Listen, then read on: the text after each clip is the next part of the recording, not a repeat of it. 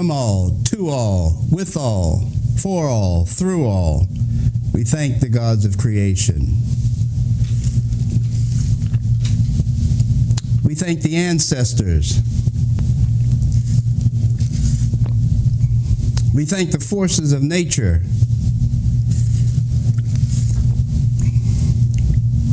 And we thank the earth. We thank them for their direction, their protection, their guidance, for keeping us, showing us, allowing us to know and enjoy life to its fullest, now and later. Black people who once loved with the slow march of time. Time was ours to hold in the soft, love-warm chambers of our hearts. And once we, the Afro mommies and daddies of a sun world, would turn our strands of hair into antennas to tune in the juju madness and syncopated love rhythms of Africa. And we loved with time, and we took the time to love, and with the right time we love, and we love time after time. Will we ever love again? Will we ever love again? Will we really ever love again? Or will we just sit and rot away with the brighter tomorrows in the skag field, rat-cluttered halls of our minds? Black people, what y'all gonna do? Black people, what y'all gonna do? Will the real black people please stand up?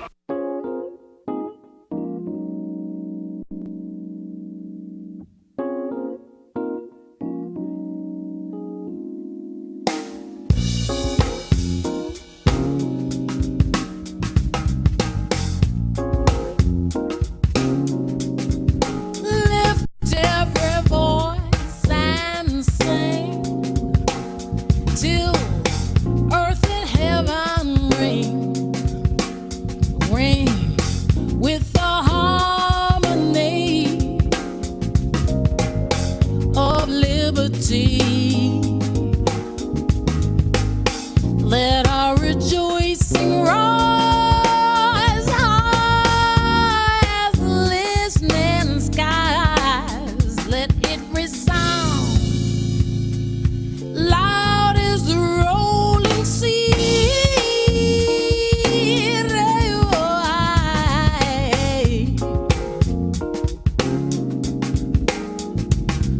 Sing a song full of the faith that the dark past has taught us.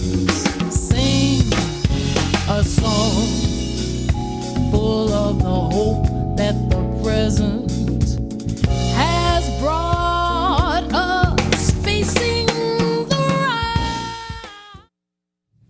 Jumbo Habari, and welcome once again to Our Story, the program that makes being black positive, relevant, desirable, and true to a lost nation in America.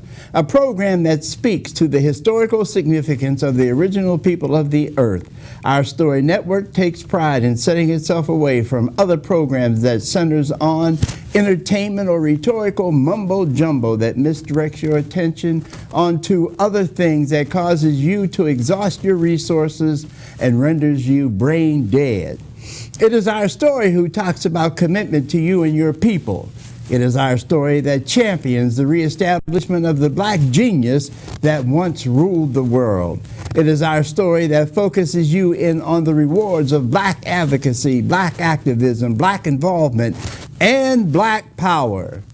It is Our Story that encourages survival of the black race and solicits your involvement to that end. Black folks must remember race first is the call of the day, and we as a people must. I say must take the pledge if we, the people of the original race, expect to survive. As I take the many lessons I have received over the years and reflect upon them by sharing these lessons with my brothers and sisters, I realize the power that we as a people possess for the most part has gone unnoticed. The masses of black folks who have been rendered lost and disenfranchised from the meaning and mission our creators intended for us to embrace is all but depleted. It is because of the mission and meaning of the life of our ancestors that I realize how blessed as black people we really are. What fascinates me are the many gifts I have been granted, which allows me to distribute the information onward to you. As always, that message begins and ends with the importance of blackness. Say it loud, I'm black and I'm proud. Greetings, friends, comrades, family, the inquisitive onlooker, and our beloved viewers. Welcome, welcome, and welcome to our Story Network. We thank you for being with us this evening, and we trust you will take something of value away with you after the program. That is the aim and goals of our Story Network, the network that leads the pack in modern-day communications and ancient and modern education. I say ancient and modern education because of the many errors we have found in the translations and interpretations of ancient records. The modern revelations by new black scholars have opened the window of discovery that has allowed the truth and knowledge originally disseminated by the black masters of education to flourish once again. This is one of the stumbling blocks that has kept black people from rebuilding their greatness and recapturing their birthright. Good evening, brothers and sisters. Tonight, we are traveling down a road that seems least likely a journey our story would make. But that is the magic of our story. Exposure to topics and elements that are not normally presented to our community. This all started by a phone call from a longtime friend and supporter of our story, Hezekiah Clark Jr., who also has been known as Zeke Clark to hide his identity as a black man. Now, that is an inside joke that I thought would be curious for the conversation. We will talk about this later. But the main issue, Hezekiah inquiry, was Black History Month seems to be devoted to black exploitative movies and black buffoonery. Very little, if any, substance concerning the black movement and the black race. For us, old heads, the 1972 Olympic competition was very historic. It was the time of the Munich massacre, which ultimately became the proving grounds of the Palestinian group called Black September. The Palestinians took charge of housing accommodations for Olympic competitors. The focus seemed to be on the Israeli quarters. Part of the demands required 234 inmates from Israeli prisons, along with 2 far-left Germans who had been incarcerated as well. The demand also demanded a plan to carry them away from Germany. But our focus tonight is not on the terrorist attack, but rather on the Olympic Games, and not just any games, but a little known fact about the extent of black participation within the ranks of the military as well as civilian life. As most of you know, blacks have been competing in the Olympics as medal winners since 1904, when George Poage became the first black person to win any medal at the Olympics. Which brings us to tonight's program. Now, I realize New Orleans is full of surprises. This is a special flavor of our city, but I had no idea I knew anyone who had received medals in several areas of expertise. I mention areas of expertise because I never knew the Olympics had shooting as a category. And I never knew we had a triple, not a double, not a single, but a triple distinguished shooter in rifle and pistol collectively. After many years of knowing this man, I never knew he was an Olympic contender, let alone an Olympic medal winner. We have with us tonight retired Master Sergeant Hezekiah L. Clark Jr., who holds several medals and awards as a United States Army shooter. Greeting, Brother Hezekiah, and thank you for allowing our story to disrupt your normal day and reveal your accomplishments and achievements as a shooter and what most blacks now know little about, if anything, about shooting competition. Welcome to our audience, who should be fascinated with your story as an accomplished rifle and pistol shooter, but more than that, the fact that shooters can and do get recognition throughout the world for their accomplishments as a shooter. Now, I know it's all started at Cohen Senior High School. If you would, share with us, what was the genesis of your becoming an Olympic medal winner? Brother Hezekiah? Good evening, Brother WC. How are you this evening? I'm doing fine. Thank you, and thank you for being with us. Thank you for having me. I got involved in shooting, which was competitive shooting, which was something I did not know existed. I left Cohen High School and joined the Marines. And during that time, my rifle score in boot camp was expert, high expert. And every year the Marine Corps, the Marines had to qualify with a rifle and qualify with their body. And each year for approximately 6 years or so, I had qualified very consistently high expert. So I had a base commanding general who volunteered me to go to the shooting team. Mm-hmm. I went to the team and stayed for 2 months. And during that time, I tied the Marine Corps match record for 600-yard line. Just for comparative thinking, 600 yards is like 6 football fields end to end. Mm-hmm. And after accomplishing that, I went back to my regular unit.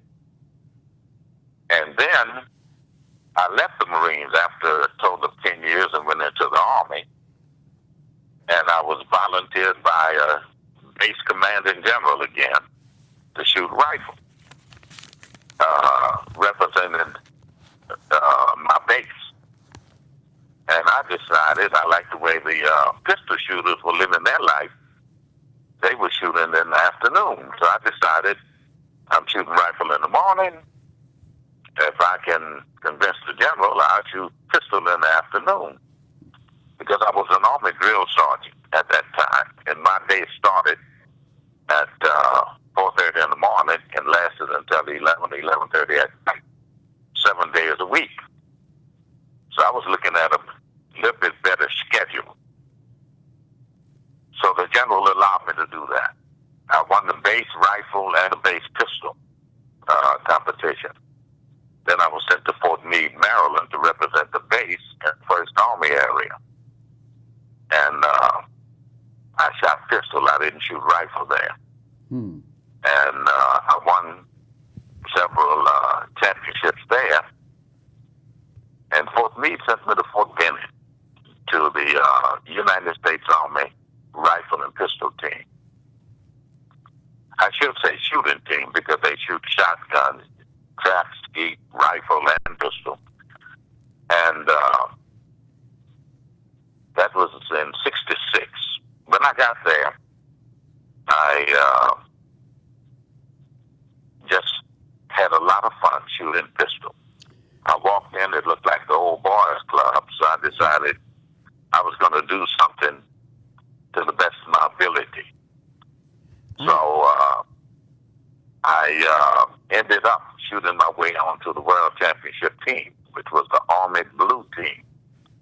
wanted to talk a little bit four-man about. shooting team. I wanted to talk a little bit about the blue team. The blue Okay. team is known as the professionals among shooters in the Army. Is that correct? In the world. In the world, excuse me. That, In the world. That is the team.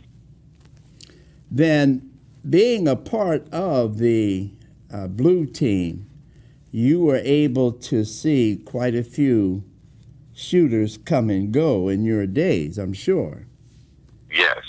Now, how was it? I guess because you were on the blue team automatically would go to all of the national, international shooting events. Is that what got you eventually to the Olympics? That was the ladder that I climbed to get to the Olympics, because the United States had me traveling all over the world shooting, representing the United States. Switzerland, Germany, Romania, Czechoslovakia, which were communist countries at that time, and a lot of other countries all across the United States. And during that time, I was just getting better and more comfortable at the level of competition that I had reached. Now, I'm going to just detract from the shooting for just a brief moment so we can get a little better feel as to the type of person you were during this period of time. Now, not only were you involved in shooting, but you had participated in track and field, judo, karate, boxing, and these are some of the areas of interest that you showed and you had prior to becoming a triple distinguished shooter. Is that correct? Yes. Yes. All right. Now, Most of those areas I had started competing in school, and I just carried that with me into the military. gotcha. Now, I want to throw up on the screen, if I could. This is just a crude shooting field, and you can give us a little flavor, a little idea as to how it was that you would approach the shooting ranges, and I'm sure each range was different to a certain degree. How you approached them, and what were the kinds of things you were looking out for whenever you came upon the shooting range. Can I get that up? There we go. We have it up on the screen now. Can you give us an idea about how do you approach and what is it that you're looking for so that you can get the maximum out of everything that comes into play with your shooting? Okay, that appears to be a rifle range. Okay. And the target comes up behind those number boards, because each competitor has a certain target that he is shooting on. And your stake on the firing line is the same number as the target you're supposed to address downrange. Mm-hmm. So the target comes up, you shoot that string of fire, and then the target goes down. Gotcha. And then it would be checked by the officials to see how well you may have done. And what type of positions would the rifleman take in order to shoot this kind of target? You would shoot so many rounds standing. And that's standing only on your two legs, not touching anything else to lean on or to help you to remain stable. After that, you would shoot a kneeling position. And you would shoot so many rounds in the kneeling position. And then you would move to the prone or laying flat on your stomach position and shoot so many rounds from that position. All right. And the cumulative total of all of those shots that you had fired are counted up to determine your score for the day. We're going to move on now, and we're going to go to the 1972 United States Olympics. Well, first of all, we have here, this is a medal. Can you tell us about this medal? Okay. That particular medal is what they call, in the shooting game, they call it a leg medal. LED, because you have to accumulate a grand total of so many points before you reach the distinguished category. Uh-huh. And that medal appears to be a gold medal. So that would be 10 points earned in the competition where that medal was won. Can I have the next slide, please?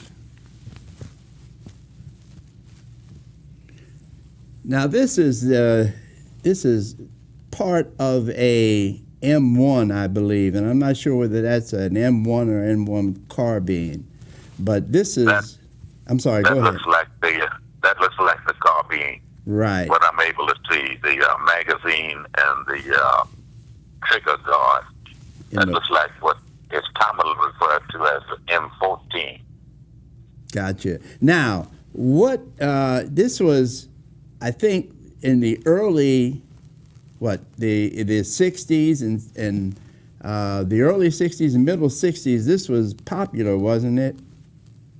It was. In fact, it was the military standard combat rifle in the late 50s and early 60s. That one replaced the M1 carbine. Ah, okay. The M1 carbine was first, and then the M1 came? The M1 is the M1 carbine. It's both the same.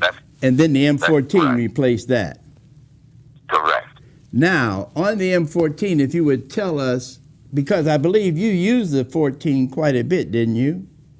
Yes, I did. I set some of my rifle records were set with the M14, and others were set with the M1. In fact, my Marine Corps 600-yard record was with the old M1 rifle. Okay. Next slide, please.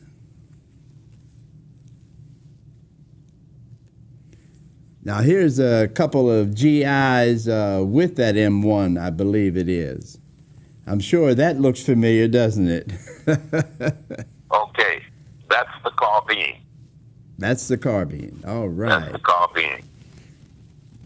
And those soldiers look like they're well pleased being out there in no man's land with sandbags in the background. One of them looks as if he's smiling, so yeah. It looks like he's enjoying himself. Next slide, please. Now, this is a modified. What is this? Can you tell? Okay, that's a modified carbine. That metal portion to the left is the stock. You know, the part of the rifle that rests against your shoulder. Right. So instead of it being wood, which would make that rifle very long from the front of the muzzle, which is the extreme end of it to your right, all the way back to that butt plate on the end. It's a little bit cumbersome. So what the military did was to modify, cut that wooden stock off, and put a collapsible metal stock. So that metal portion, you can collapse that around, and it lays against the side of the rifle. And airborne troops in particular like that configuration because that shortened the rifle by at least 35%. Made it easier to work around with. Next slide, please. Another carbine, I believe. M1. Yes. Next slide, please. That's just a close-up of it. Yes. These were That's correct. semi-automatic or automatic? Semi. Semi. Next slide, One please. round each time you pull the trigger. Gotcha. All right, I want to get over to the Olympics because that became a very pivotal time in your life, I believe. Is that correct? Yes. And let's talk a little bit about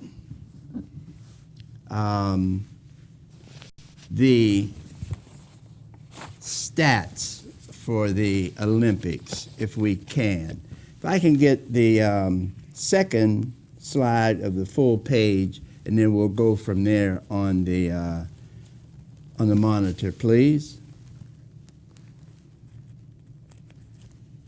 All right, now this is a full page that is personnel of the United States Declaration via Pan American Games 1971. If we can go to the next slide, we'll go in to see who the gold medal winners are. And it looks like your name appears up here under shooting, center fire pistol. Is that correct? That's correct. Tell us about that. It had to have been something enormous at that time and probably still is for you. It really is.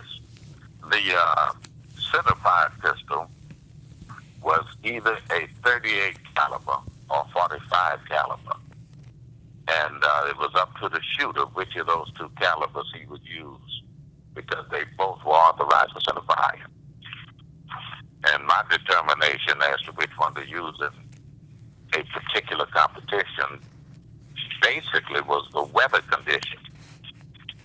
And bad weather, where there was wind and so forth, I would use the 45. And if it was a beautiful sunny day with no wind, then my favorite weapon for center fire was the 38 caliber.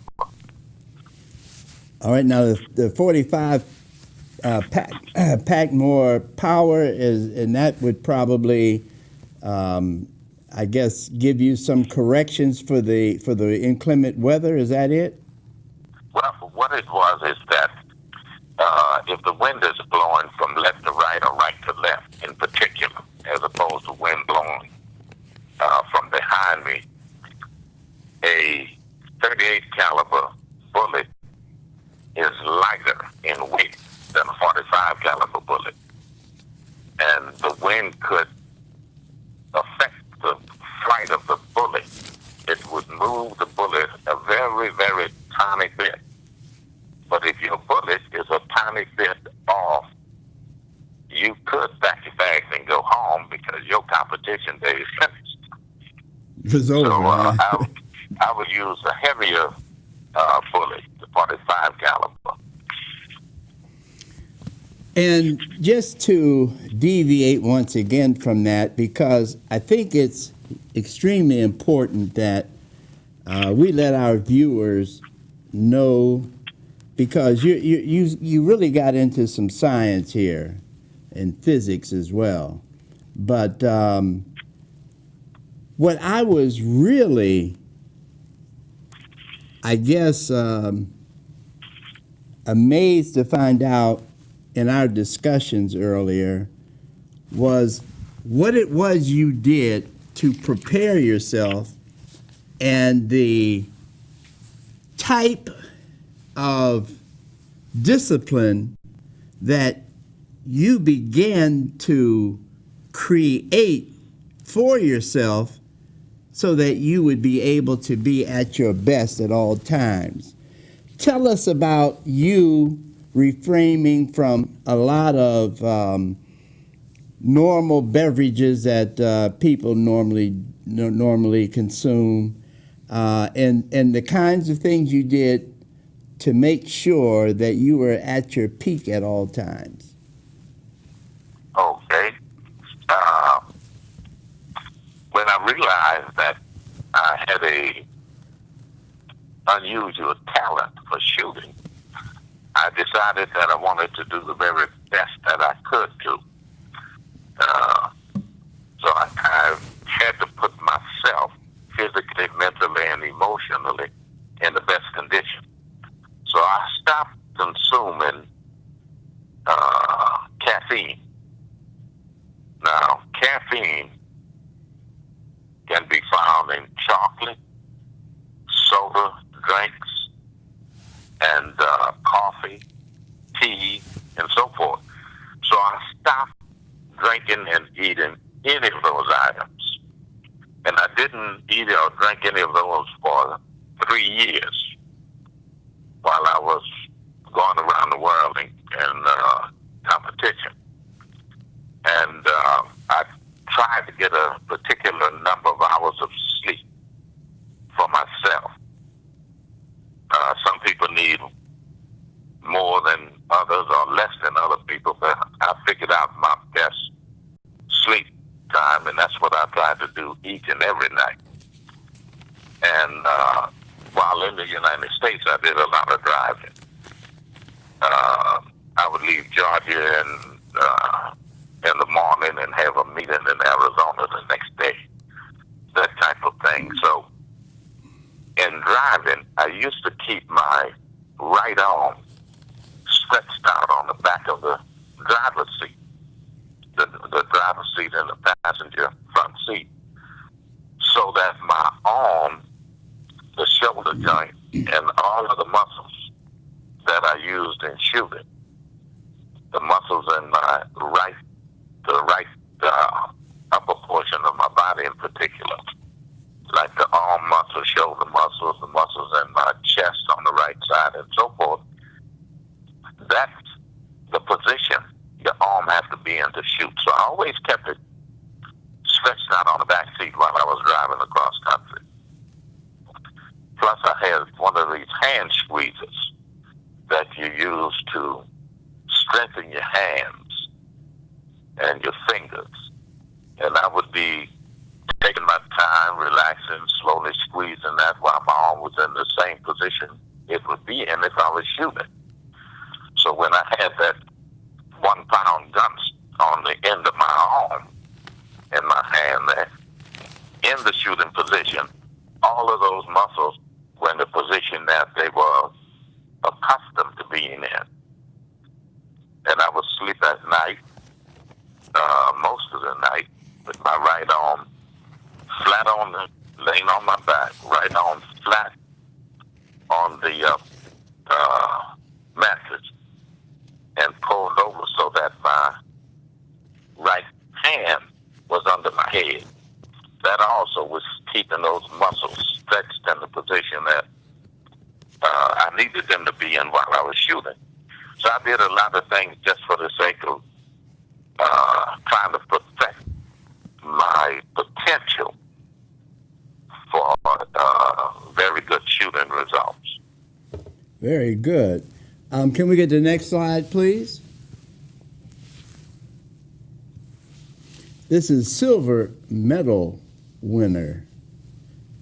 Next slide. Next slide. Next slide. All right, this is the team personnel, and now this was a team medal, I think, that you won. Is that correct? I won team and individual, and three different types of competition at that meet.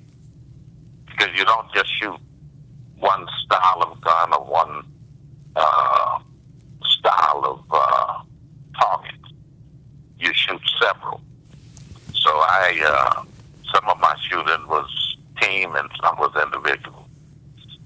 Now, I noticed something, and I wanted to ask you about this. This particular one, especially the team personnel that they're showing, you were in the Army, is that correct? Right. But they have you listed by name with your hometown, and that's for all of them, I believe. Is that right? That's correct. So not Yeah. only were you in the military, but when you were doing all of this, you was taking your hometown right along with you, and it makes it appear that you were representing your hometown. That's true.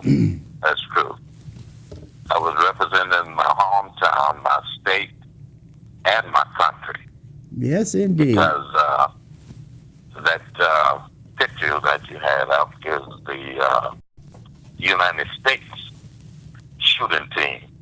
Now, these guys are pistol shooters. Some of them are rifle shooters. Some are shotgun shooters.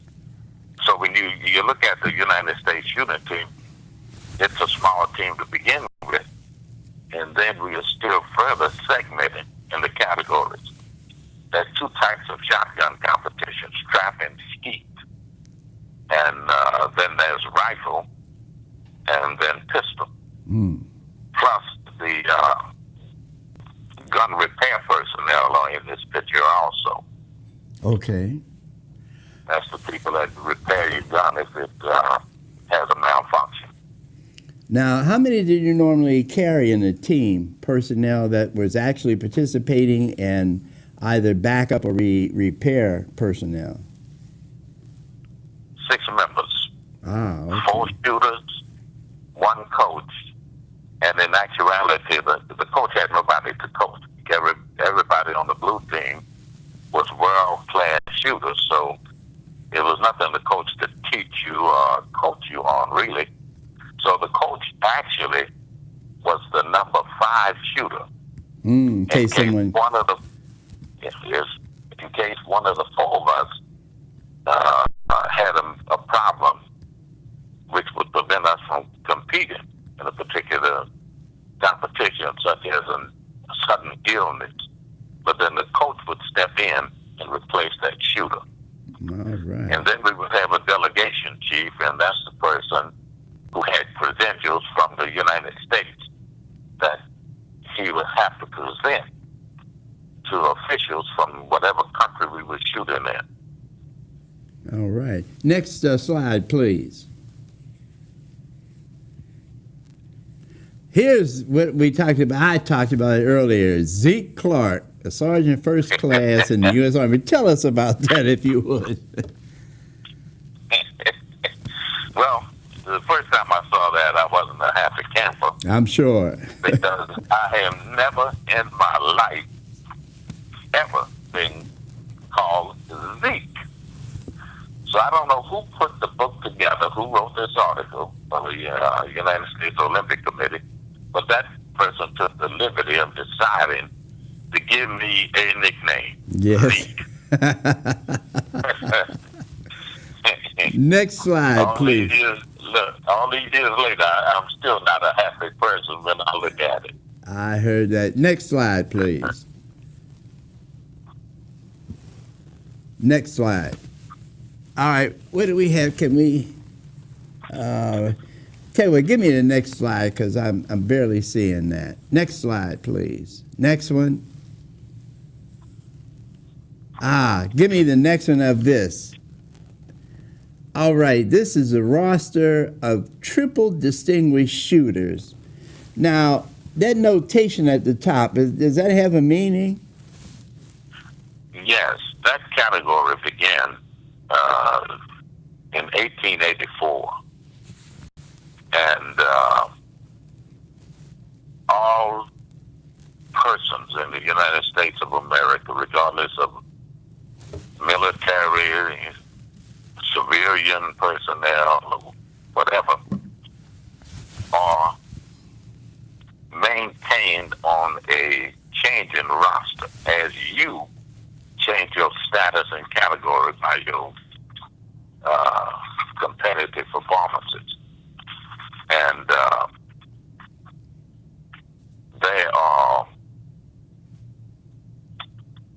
I've forgotten the number, but in that, between the 2 years handwritten up there, that's some of my bad handwriting, in fact, 1884 to 2008, which was a 124-year time period.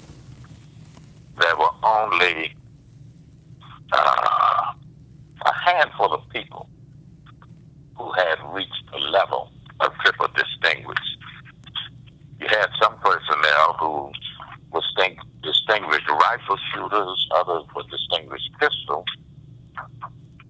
but you didn't have, I think it was 17 maybe, who were triple distinguished. That's distinguished rifle, distinguished pistol, and distinguished international. Next slide, please.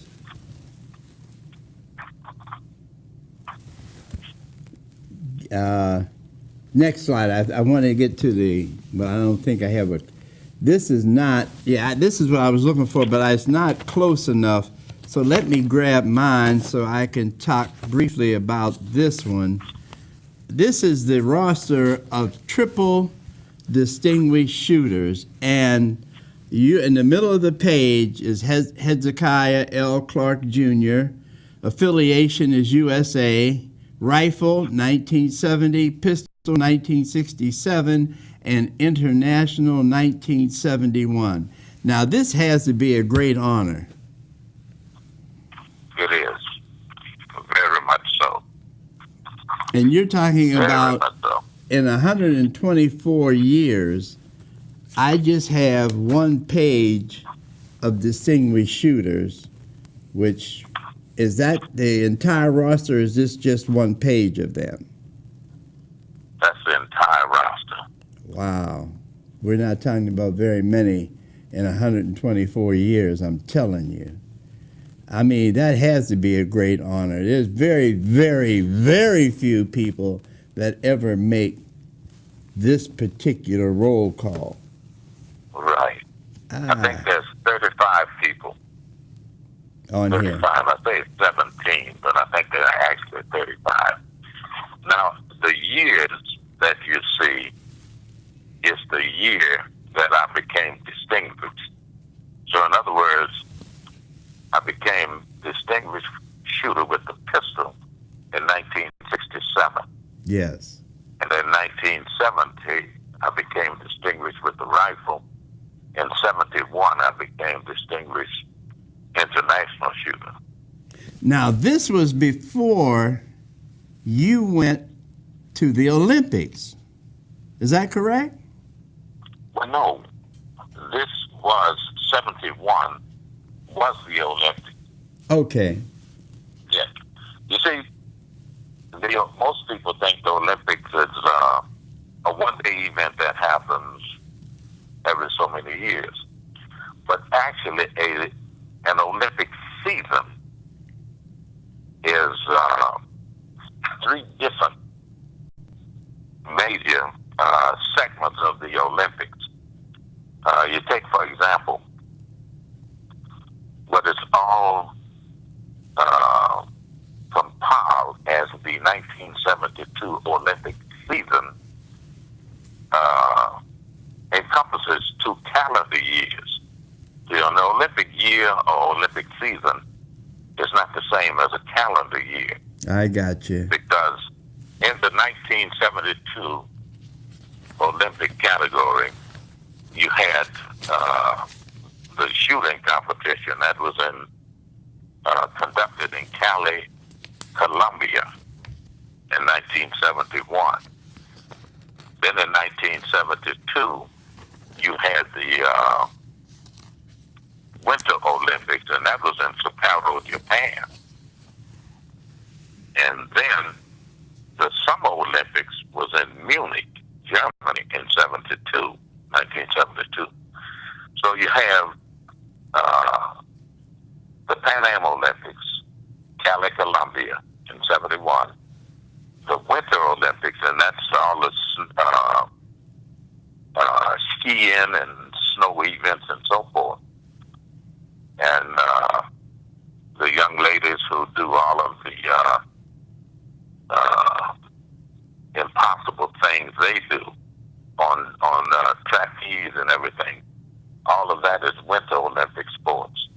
And then in the summer, completely different country, Munich, Germany, and that's track and field. So most of us are familiar with track and field, but we're not familiar with the other two parts of the Olympics. And that's a little bit confusing, but that's the way it's set up. Right. And in fact, you showed the cover of the 1972 Olympic yearbook. Right. And in that book, you will find the things I just mentioned. Okay. The Pan American Games in Cali, Colombia, and the winter sports. They don't have any track or field anything, just winter events in Sparrow, Japan in 72, and then the Summer Olympics, and that's track and field. So that's how that is set up. I wanted to just go over some of these accomplishments and let our audience know that you received a letter of congratulations from then James Fitzmaurice Jr., who was the lieutenant governor at the time of Louisiana. That was having earned the rating of Master Shooter, the highest rating of the National Rifle Association, and being a member of the United States World Championship team. Other honors that you had was you were credentialed as a certified inspector in home firearm safety, pistol, rifle, and shotgun. And you were a life member of the United States of America Shooting Team Alumni Association. Yes. You also have the distinguished titles as earning several world championship titles. You have set world records and was the national champion more than once. Also, you are the first and only black pistol national champ, world champion, and national record holder. You're also the only black to earn a silver, 2 gold medals, and a world record from single competition. That goes along with your triple distinguished shooter, and you're in rifle, pistol, and international shooter. So, my goodness, I mean, you spent a lifetime of just making achievements that we don't even talk about, we don't even know about. That is interesting.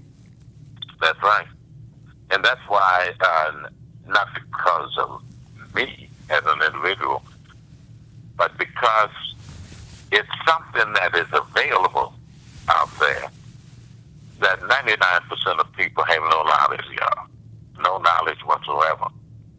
So I commend you for putting the information out.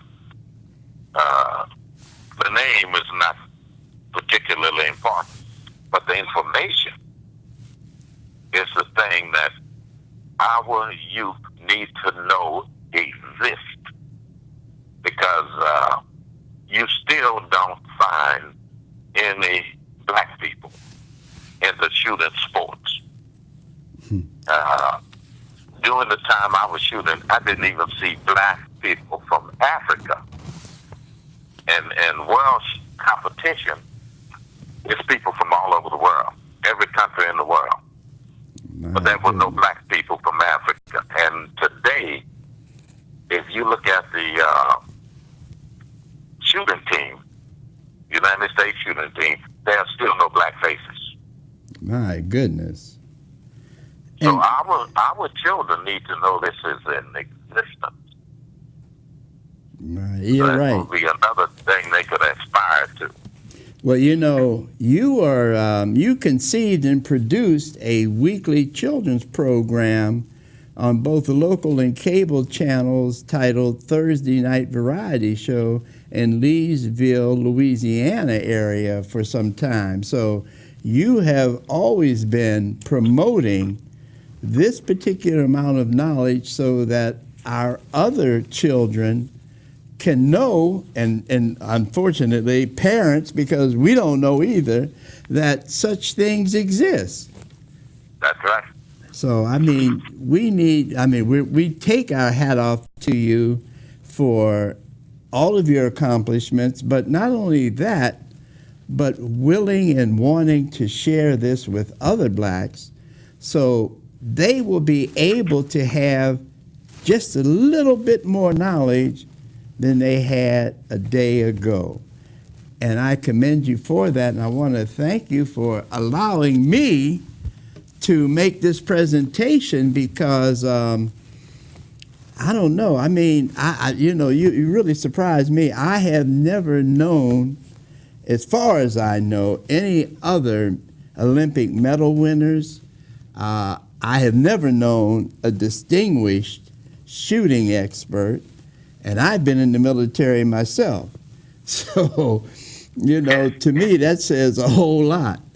But Well, go ahead. I'm sorry. I didn't know anything about it until I had been in the military about 6 or 8 years.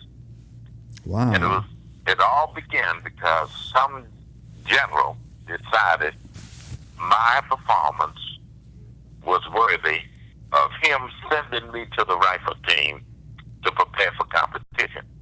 And then things started unfolding in front of me. And I ended up triple distinguished, 57 national and world records. And I had a lot of fun. Believe me, I had a lot of fun. Well, what you have done is you have shown all of us that when opportunity knocks, we should be knocking the doors down. That's right. Because you never imagined, I'm sure, that being able to shoot a target would have ever done all of this for you.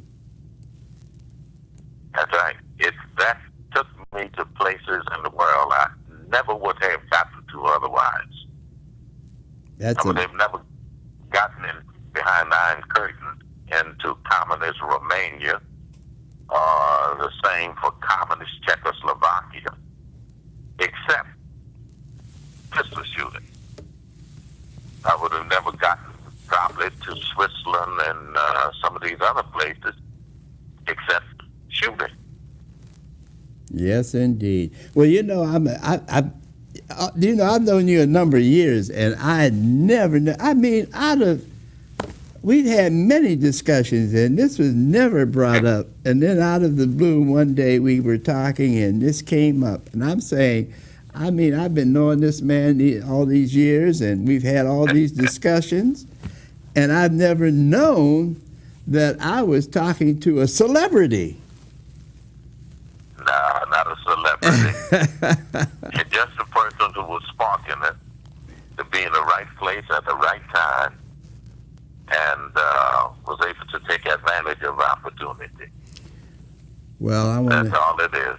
I want to thank you for your service. I want to thank you for all of the things that you have done for our community, because you have used all of the gains that you have made to reinvest in your community and the people that are in our community. So I thank you from the bottom of my heart for that. And I want to invite you back again, because I'm sure this is probably just the beginning of a lot of things that you have not revealed to us. So hopefully I'll be in the number when those saints come marching in, so I can find out more about Hezekiah Clark Jr., who is a New Orleanian who left here out of high school and who came back a triple world class shooter, a triple distinguished shooter. I must make sure I get that right. A triple distinguished shooter. And I'm telling you, I'm definitely going to use this on occasions to brag about some of the folks that I know. Don't go anywhere. Hold on, because I want to talk with you after we close out. As always, we have the fastest hour in television, and I want to thank you for taking the time to being with our viewers this evening. I have to apologize to our viewers that I did not have enough opportunity to open this up to receive calls, but we'll try to get him back again and see if we can't let you guys ask questions or make comments for whatever you may have. But I want to thank you for being with us this evening. I want to thank you for taking the time to share your time with us. And quite possibly because of Mardi Gras, we'll probably have a video for you next week, a lecture from one of our black scholars, and we'll be back to see you in about 2 weeks. But in between that time, stay safe. Make sure that you keep you and the family in good stead. Stay black, stay strong, but by all means, stay committed to blackness. Uhuru Sasa Ungawa.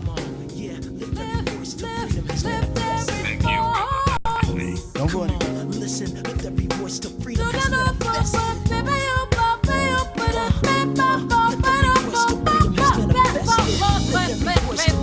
Come on, come on, come on. Sing a song, Yeah, talk to full of the faith that the dark past has taught us. come on. Sing a song, full of the hope that the present has brought us. Facing the rising sun Facing the rising sun. Come on, of our new day begun. it's a new day.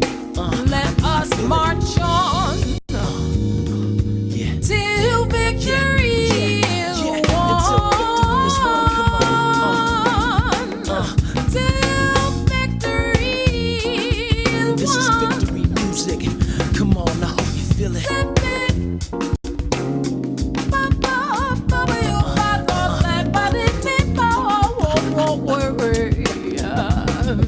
Ba-ba-da-da, ba-ba-da-da, ba-ba-da-da, ba-ba-da-da, ba-ba-da-da.